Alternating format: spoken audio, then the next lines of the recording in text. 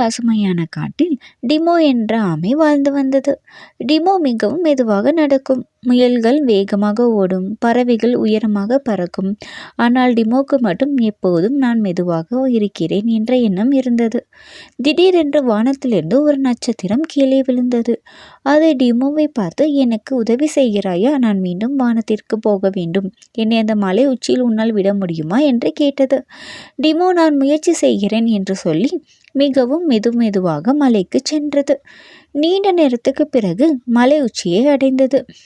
அப்போது டிமோவிடம் அந்த நட்சத்திரம் சொன்னது, நீ மெதுவாக இருந்தாலும் விடாமுயற்சி செய்கிறாய், அது உன்னுடைய பெரிய சக்தி என்று.